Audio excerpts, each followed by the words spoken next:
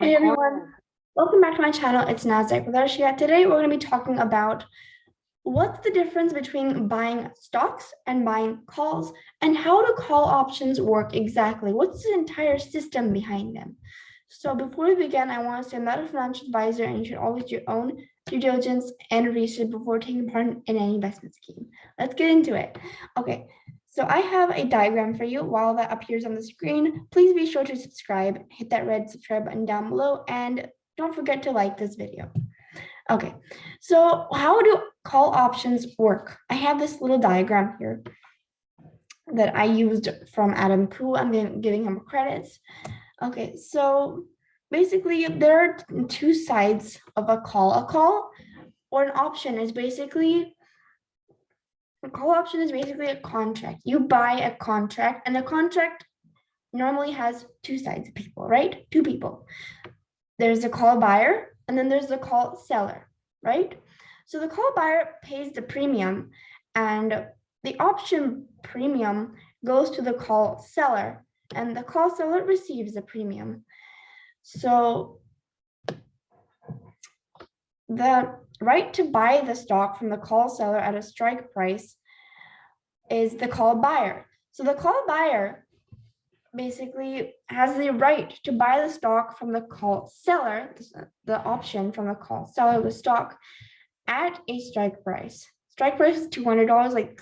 It's like the price that you exercise your options at.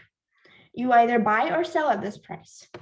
So the right means you don't have to, but on the other hand, the call seller is obligated to sell the stock to the call buyer at strike price of $200. So $200 is again the strike price, and he has obligated means no choice. He has to absolutely sell the stock to the call buyer at the strike price of $200. And the call seller is also called as the call writer because the writer is someone who writes the contract. So essentially this guy here is writing the contract. So how this works from the beginning, I've told you the story from the middle. Let's start from the beginning. So the call seller is the person who is primarily in charge of it. He receives the premium. He or she receives the premium that the call buyer pays to get the option. So the call seller, when selling the stock first, he wants the stock price to go down or sideways or just be flat, And why? This is because if the stock goes down or sideways, it becomes worthless either way. And you still make a profit because when you sell something when it's worthless, you are free of your obligation and you make a profit, you make the premium, and you're like, yay, I now sold something to you that's worthless and made money off of it. So if it goes sideways or down, either way, you make money. 2 out of 3 cases, you make money. And the call buyer buys the stock from the call seller at the strike price. He has the right to buy it. So let's see that he does. This guy here, the call buyer, wants the stock price to go up at the strike price. It wants to, and there's something else called the break even. So the break even is the strike price plus the stock price, the stock premium, and the option has to go above that for the call buyer to make a profit. And the higher it goes, the better it is because that's the more profit.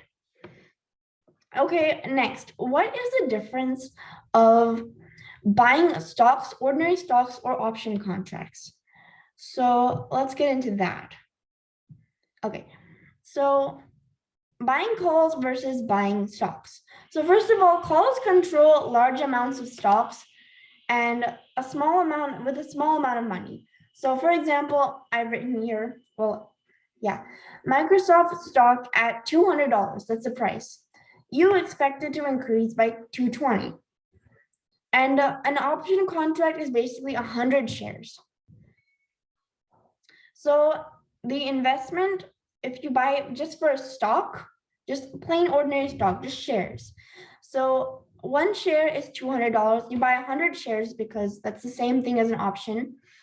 You have a total of $20,000. The price increases to 220. The market value is $220 per share times 100. It's 22,000. And then you subtract that from your initial input, and then you get $2,000. And you take the return divided by the investment, and then you get a total of 10% of return on investment. So in contrast, if you do calls, Microsoft 200 calls at $8, the investment will be, you'll only be paying $8 for 100 shares. That's $800 for your initial investment. The price increases to 220. For the option value, you would subtract 220 minus 200 times 100. That's 2,000. You subtract 2,000 from the initial investment, and then you divide it by the initial investment. That's 150% return. That's a lot more than just buying stocks, a lot more. 15 times return. But here's the catch, because there's always a catch. So if you get a call, and if you're buying calls and the call goes down, you could lose all of your capital and be left with nothing. So that's the thing that you have to be careful about. So in conclusion, calls are a better investment than regular stocks, in my opinion. And I feel like if done correctly, they should increase your wealth by a good number of times. And don't follow this. This is not investing advice, but thank you guys for watching this video.